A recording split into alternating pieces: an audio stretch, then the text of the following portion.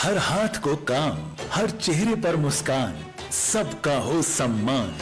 यही है विकसित उत्तर प्रदेश, समर्थ उत्तर प्रदेश के लिए विजन 2047। ये वो सपना है जो सरकार का ही नहीं, पूरे उत्तर प्रदेश का है साझा लक्ष्य। यूपी का हर नागरिक है उस टीम का हिस्सा जो करेगा यशस्वी प्रधानमंत्री नरेंद्र मोदी और उत्तर प्रदेश के माननीय मुख्यमंत्री योगी आदित्यनाथ के विजन 2047 को साकार। 500 से अधिक विषय विशेषज्ञ, सेवानिवृत्त आईएएस, आईपीएस, वैज्ञानिक, कुलपति, प्रोफेसर, चिकित्सक एवं सेक्टोरल स्पेशलिस्ट का पैनल करेगा हर जनपद से लेकर ग्राम स्तर तक जनसंवाद। जनप्रतिनिधि, व्यापारिक संगठन, बुद्धिजीवी, स्कूल कॉलेज के विद्यार्थियों से लेकर आम नागरिक की राय लेने के लिए चलेगा 1 महीने का सुझाव संकलन अभियान। उत्तर प्रदेश का कोई भी नागरिक सरकार तक अपने सुझाव पहुंचा सकता है। इसके लिए तैयार है विशेष पोर्टल और क्यूआर कोड। अपने विचार और संकल्प साझा करने के लिए क्यूआर कोड स्कैन करें और देश और प्रदेश को विकसित बनाने में सहयोग करें।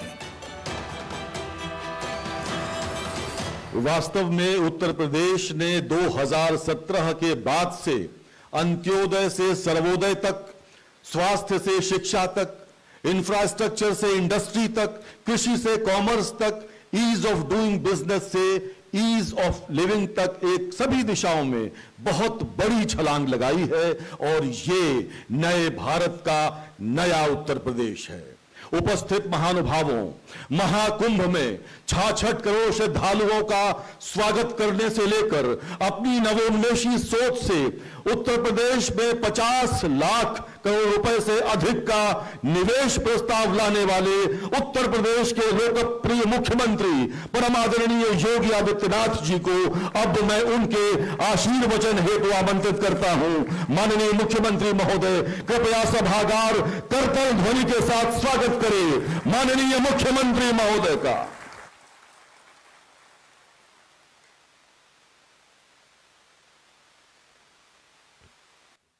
विकसित भारत, विकसित उत्तर प्रदेश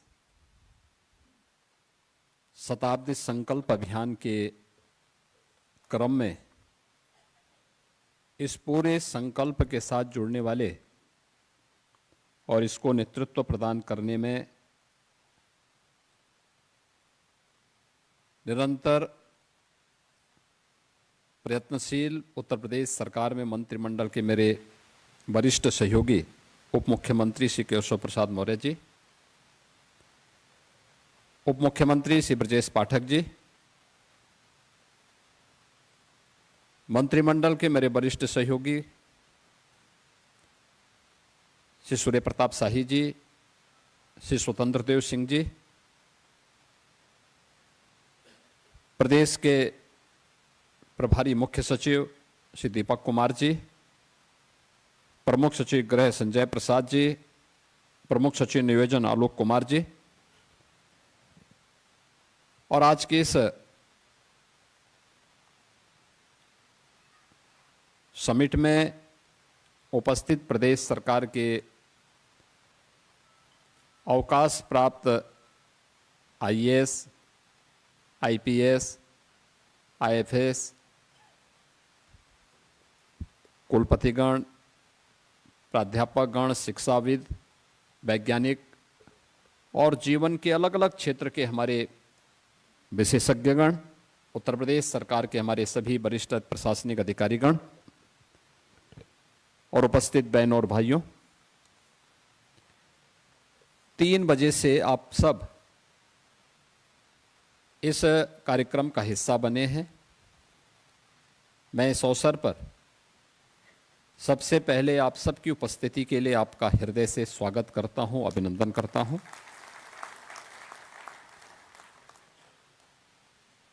इस अभियान में उत्तर प्रदेश की 25 करोड़ जनता को हम भागीदार बना सकें, इसकी मंशा ये भी है और उसके लिए आपका सहयोग उत्तर प्रदेश के युवाओं को जागरूक करने, आगे बढ़ाने,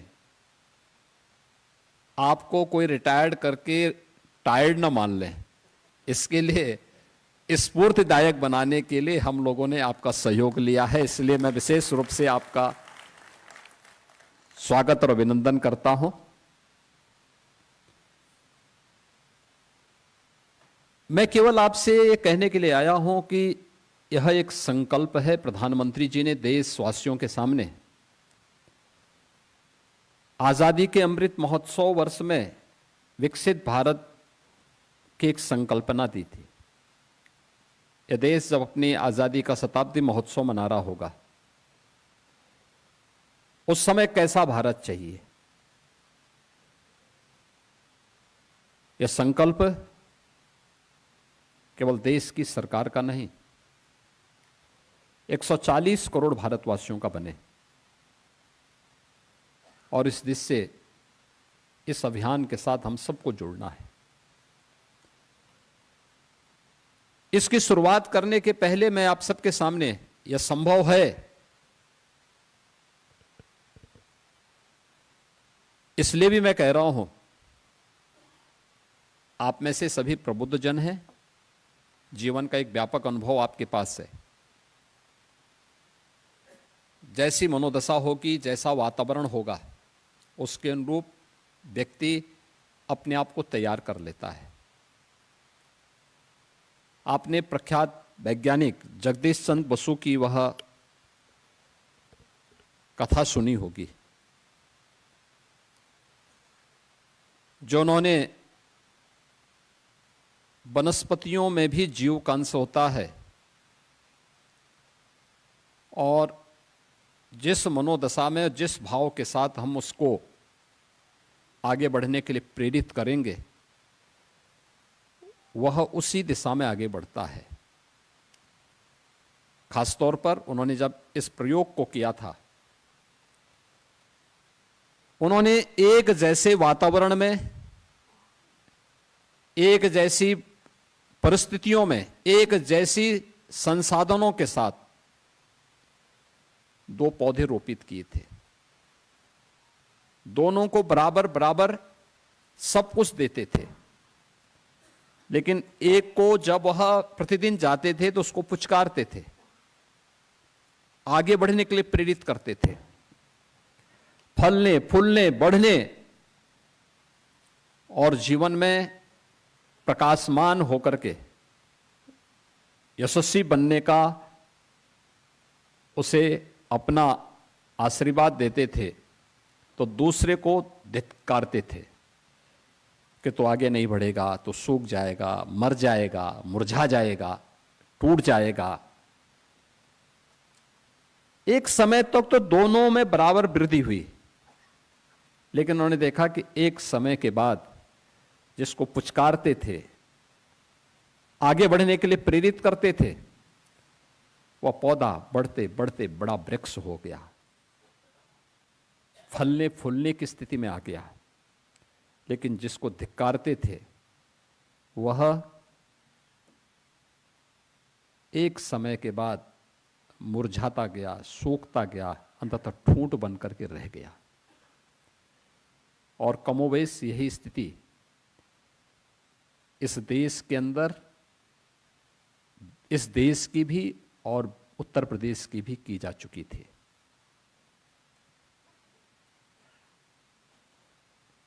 यह केवल पौधों पर निर्भर नहीं होता है, वनस्पतियों पे ही नहीं होता है, यह जीव मात्र के साथ होता है।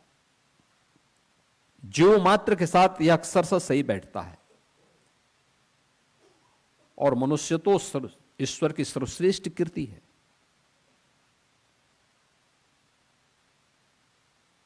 याद करिए, 16वीं 17वीं सदी तक हमारा देश भारत दुनिया की सबसे बड़ी अर्थव्यवस्था थी। ग्लोबल जीडीपी में भारत का शेयर 25% था।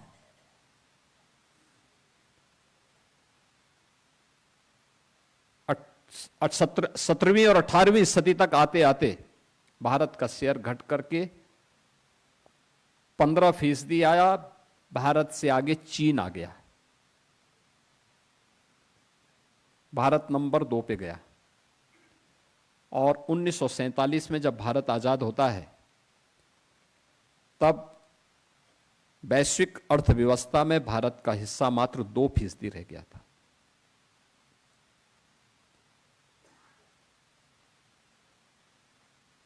मात्र 2%।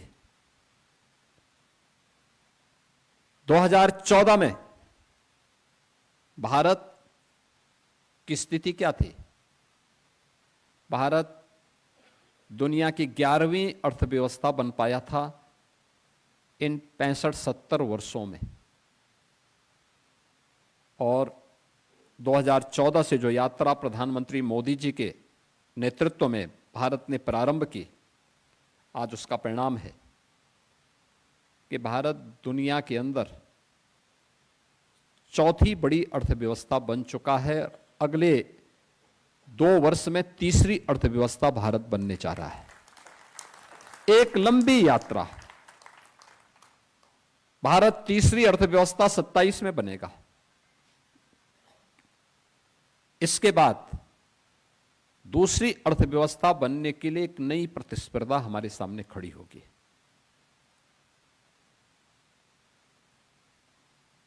उन स्थितियों में भारत के सामने अमेरिका और चीन के बाद तीसरी अर्थव्यवस्था के रूप में नंबर 2 की अर्थव्यवस्था बनने के लिए जो प्रतिस्पर्धा, कड़ी प्रतिस्पर्धा आने वाली है, उसके लिए हर भारतवासी को अपने आप को तैयार करना होगा। और सबसे अच्छी बात यह है कि भारत आज के दिन पे दुनिया के अंदर सबसे तेजी के साथ बढ़ती हुई अर्थव्यवस्था के रूप में आगे बढ़ रही है। हम मानते हैं 47 तक यह संभव होगा, जरूर होगा। अगर यही गति रही तो प्रगति अपने आप आगे बढ़ेगी। उत्तर प्रदेश की भी यह स्थिति थी। उत्तर प्रदेश 2047 और 60 तक,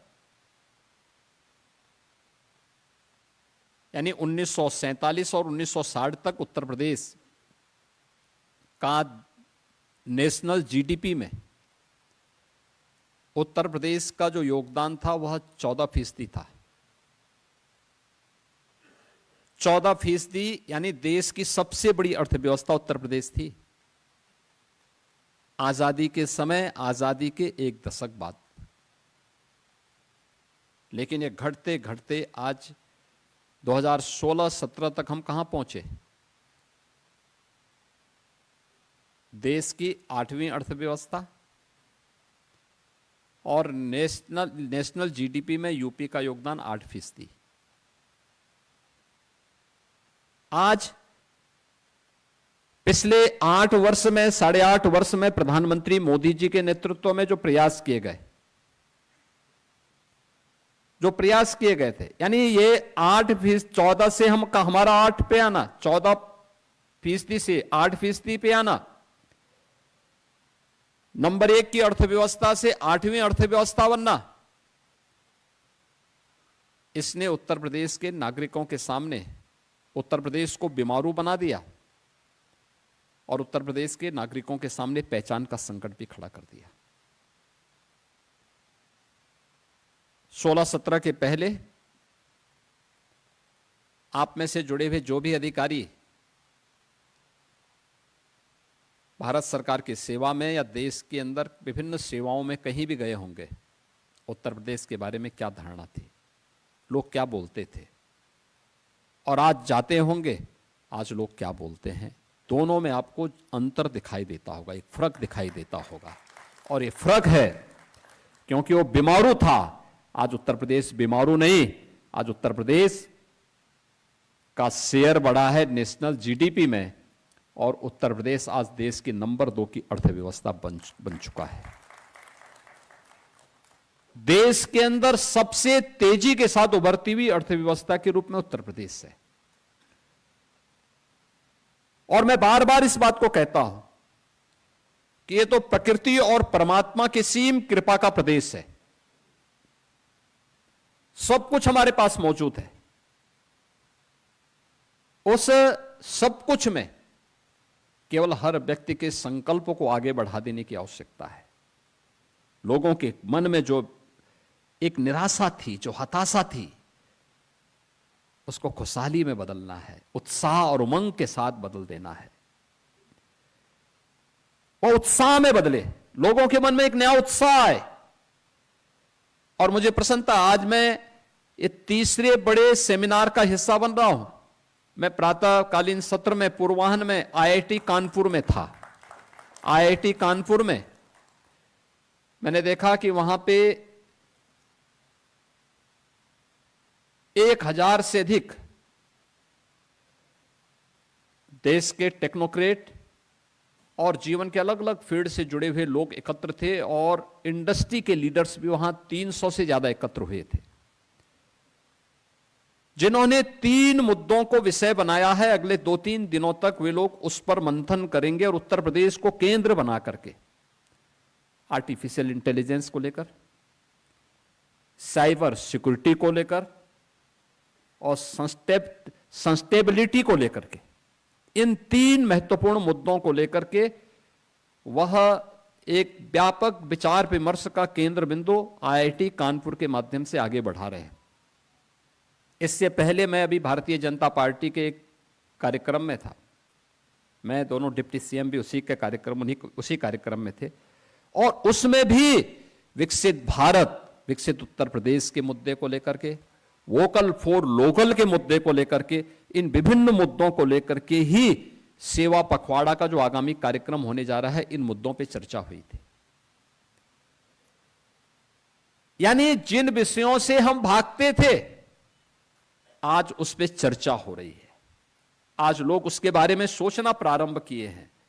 आज लोगों के मन में यह भाव पैदा हुआ है, हां मेरी भी जिम्मेदारी है, मैं भी कर सकता हूं। जब यूपी का योगदान नेशनल जीडीपी में 14% रहा होगा, मैं मानता हूं यहां सबसे उर्वरा भूमि थी, कृषि प्रधान व्यवस्था थी, लेकिन एमएसएमई का भी सबसे बड़ा आधार हमारे पास था।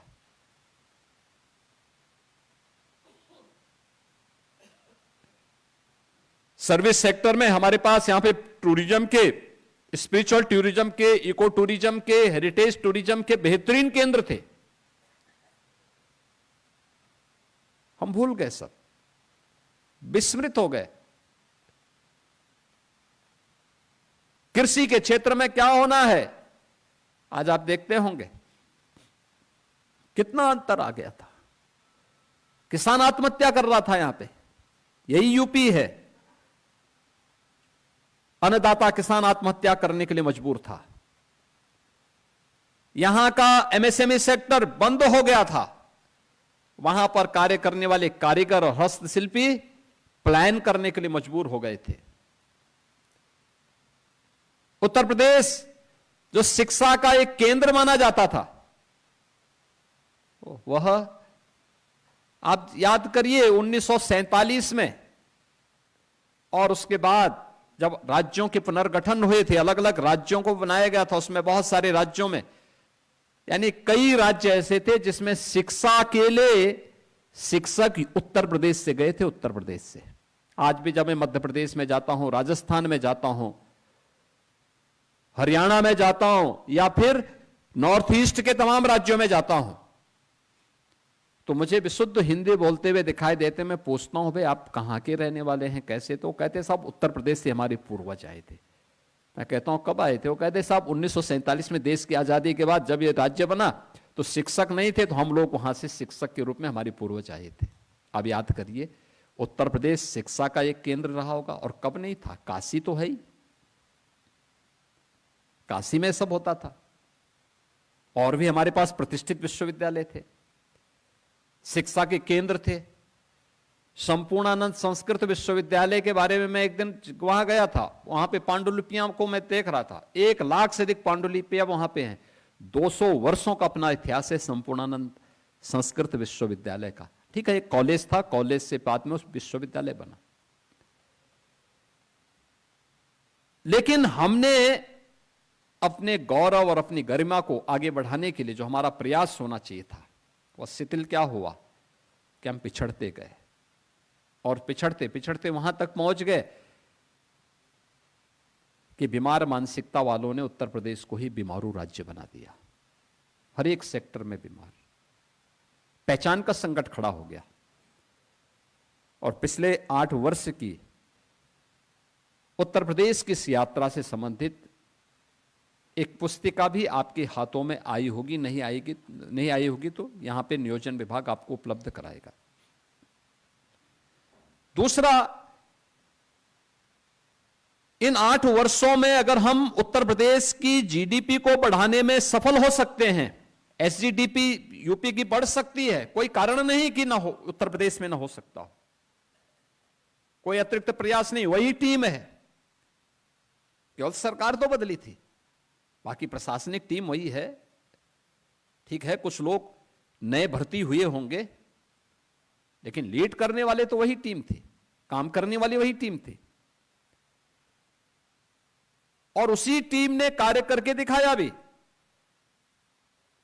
जिस उत्तर प्रदेश में 13 लाख करोड़ की कुल जीएसडीपी थी, वह उत्तर प्रदेश आज इस वित्तीय वर्ष में 35 लाख करोड़ रुपए की अपनी जीएसडीपी के साथ, तेजी के साथ आगे बढ़ने वाला है। पर कैपिटा इनकम कितनी बढ़ी है, यह आप सबके सामने है।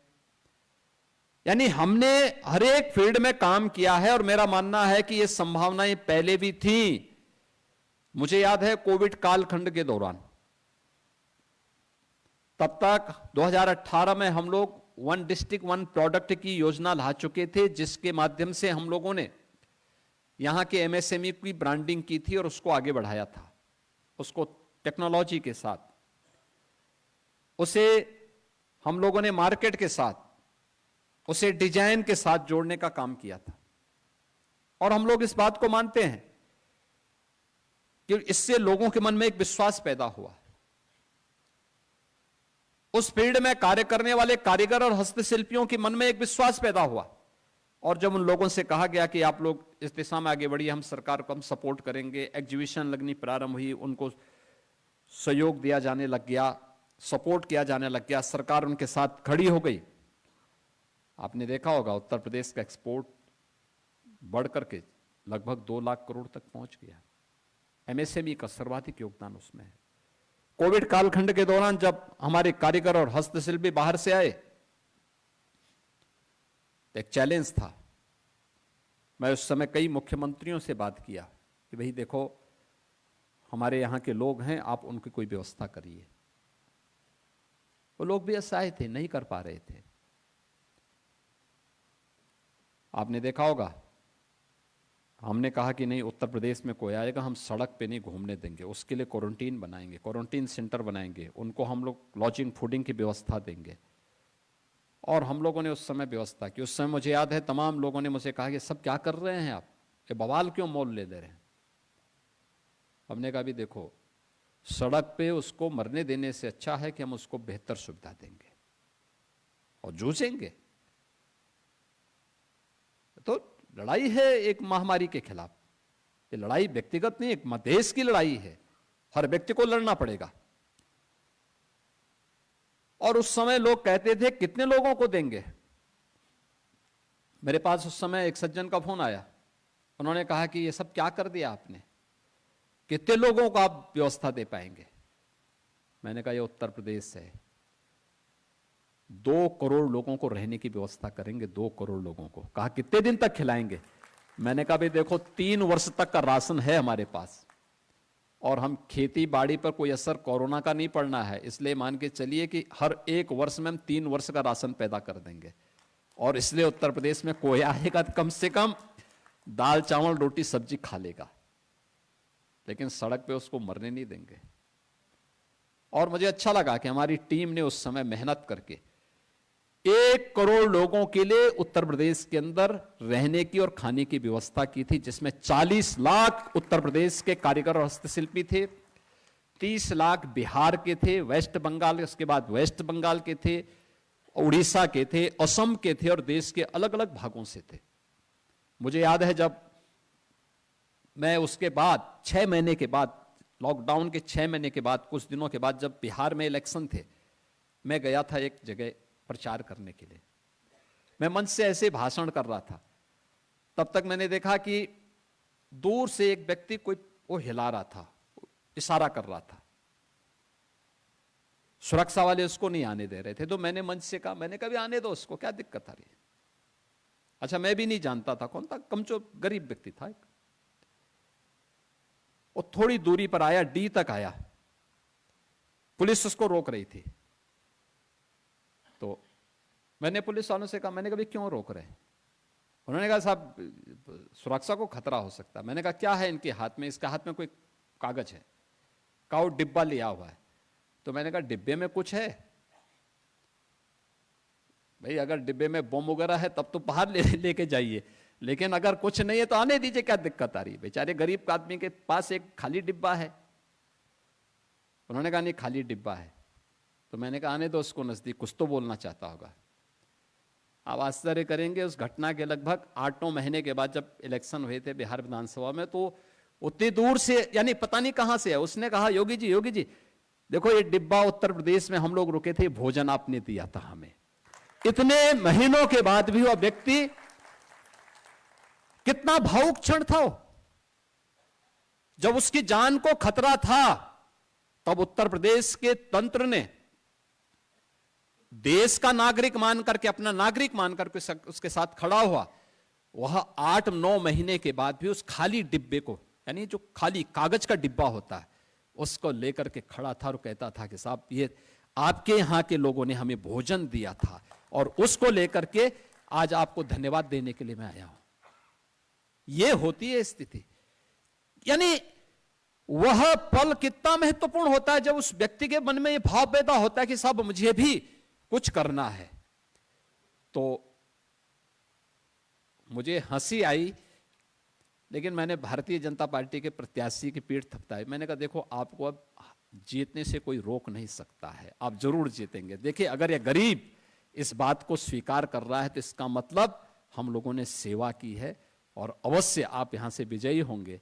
और वह कैंडिडेट हमारा जीता था वहां से, यह मुझे बताते हुए प्रसन्नता है। यह कार्य हम लोगों के मन में, लोगों को इसके साथ जोड़ना है। लोग उन नकारात्मक चीजों से ऊपर उठ सकें जिसके कारण उत्तर प्रदेश बीमारू हुआ था। उन कारकों से मुक्ति देनी है, लोगों के जेहन का हिस्सा बनाना है कि नहीं विकास होना है, विकास के साथ हमें जोड़ना है, हर व्यक्ति को विकास के साथ जुड़ना है और विकास ही उनके जीवन में कायाकल्प करेगा, उनके परिवार के, उनके आने वाली पीढ़ी के जीवन में परिवर्तन करेगा, परिवर्तन का कारक बनेगा। यह उनके जेहन का हिस्सा बनाना है, उनके जीवन का हिस्सा बनाना है। इसके लिए उनको तैयार करना है और इसके लिए आपका सहयोग लेने के लिए आज हम लोगों ने यहां पे आपको आमंत्रित किया है। आपको ये विस्तृत लिटरेचर भी दिया गया है, इससे संबंधित जो डॉक्यूमेंट्री है वह भी आपके सामने है।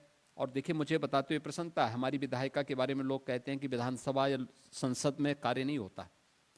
हमने 2 मुद्दों पर देखा कि कार्य होता है कि नहीं होता है। एक, जब हम लोगों ने सस्टेनेबल डेवलपमेंट गोल्स पे चर्चा करवाई थी उत्तर प्रदेश विधानसभा में, याद करिए, लगातार दिन और रात 36 घंटे से अधिक समय तक उत्तर प्रदेश की विधायिका चली थी, 36 घंटे से अधिक समय तक। और सस्टेनेबल डेवलपमेंट पे, ये कॉमन नागरिक के जीवन से जुड़े हुए मुद्दे हैं, शिक्षा है, स्वास्थ्य है, कृषि विकास है, जल संसाधन है, स्किल डेवलपमेंट है। इन सभी मुद्दों पर उत्तर प्रदेश की विधानसभा में, विधान परिषद में लगातार 36 घंटों तक चर्चा चली थी। और आश्चर्य करेंगे कि इस बार जब हम लोगों ने, यानी सस्टेनेबल डेवलपमेंट गोल पर जब चर्चा हो रही थी, तब उस समय समाजवादी पार्टी ने और विपक्ष ने वॉकआउट किया था।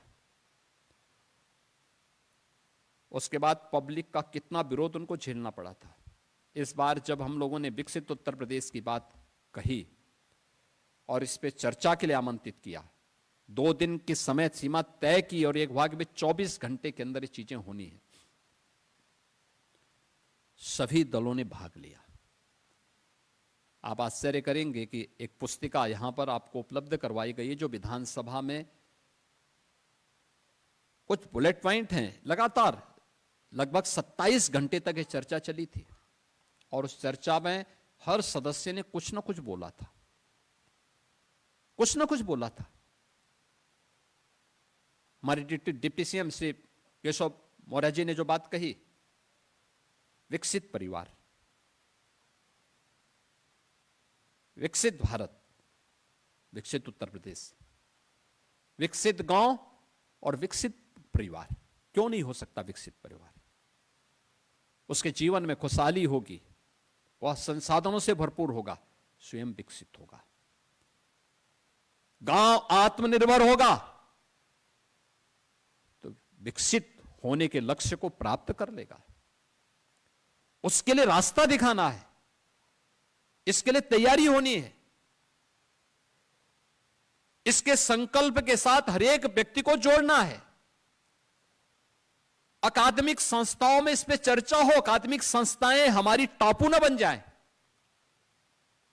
अपने तक सीमित न रह जाएं, बल्कि विकसित भारत की इस अभियान में, विकसित उत्तर प्रदेश के इस अभियान में वह भी हिस्सेदारी दें और वह भी अपने अपने क्षेत्र में इस बात को अपने जीवन का संकल्प लेकर के चलें, जिस भी क्षेत्र में रहूंगा ईमानदारी के साथ अपने कर्तव्यों का निर्वहन करते हुए विकसित भारत की संकल्पना को आगे बढ़ाने के लिए विकसित उत्तर प्रदेश के संकल्प के साथ जोड़ करके मैं भी अपना योगदान दे पाऊंगा। इस दृष्टि से अभियान प्रारंभ होना है और इस अभियान के लिए जो तिथियां आपकी होंगी अलग अलग क्षेत्रों में, आपके साथ नोडल अधिकारी भी यहां से होंगे, आपके साथ में जनपद स्तर से अधिकारी भी तय करेंगे। विश्वविद्यालय, अलग अलग विश्वविद्यालयों में किसी को विश्वविद्यालय में जाना होगा, किसी को किसी अन्य संस्थान में जाना पड़ेगा और अलग अलग संस्थान में एक बार प्रबुद्ध जनों की जो गोष्ठियां होंगी उनकी रिकॉर्डिंग, उनके डॉक्यूमेंटेशन की कार्रवाई वहां पर वो तो बने ही।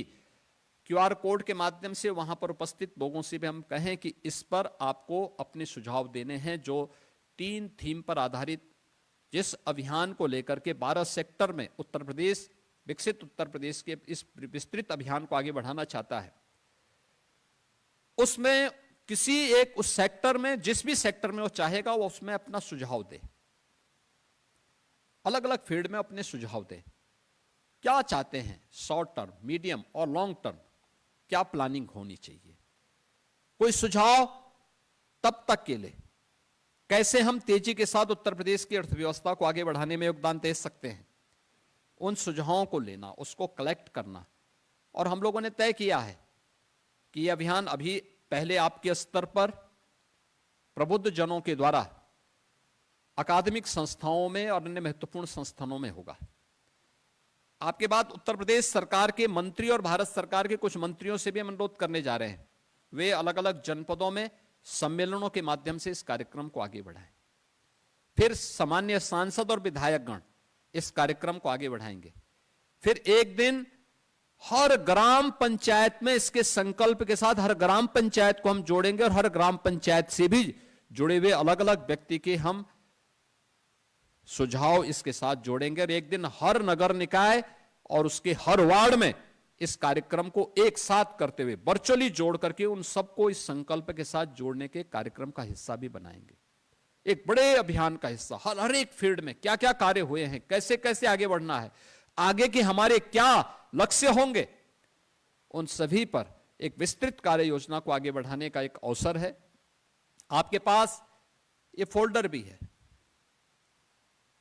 ये फोल्डर हम लोग प्रयास कर रहे हैं हर जनप्रतिनिधि तक पहुंचे, हर ग्राम पंचायत तक पहुंचे। ये पुस्तकें जो आपको 2-2 पुस्तकें दी गई हैं या दी जाएंगी, वह भी हर जनप्रतिनिधि, हर ग्राम पंचायत, हर नगर निकाय, हर जनप्रतिनिधि तक पहुंचे।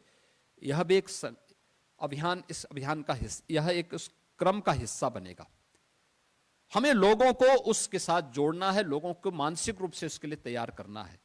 और मैं विश्वास के साथ कह सकता हूं कि आदरणीय प्रधानमंत्री जी ने जो देशवासियों के सामने लक्ष्य रखा है, कोई कारण नहीं कि अगर उत्तर प्रदेश 8 वर्ष में बीमारू राज्य से भारत के ग्रोथ इंजन बनने की स्थिति में आ सकता है, तो कोई कारण नहीं कि उत्तर प्रदेश 2047 में अपने तय लक्ष्य को प्राप्त न कर सके। अवश्य करेगा, केवल उस मानसिकता के साथ हमें आगे बढ़ना पड़ेगा। आज मैं इस अवसर पर आप सभी लोग आए हैं, इतनी बड़ी संख्या में आए हैं और आपने जो रुचि ली है उत्तर प्रदेश के प्रति, आपका कर्तव्य भी है और साथ साथ आपने रुचि पुनः दिखाई है। उस रुचि के लिए मैं एक बार फिर से आपको धन्यवाद देता हूं, आप सबका अभिनंदन करता हूं और विश्वास करता हूं कि इस शताब्दी संकल्प 2047 के लक्ष्य को प्राप्त करने की दिशा में हम सब मिलकर के आगे बढ़ेंगे। इस पूरे अभियान के प्रति मेरी मंगलमय शुभकामनाएं हैं। धन्यवाद। जय हिंद।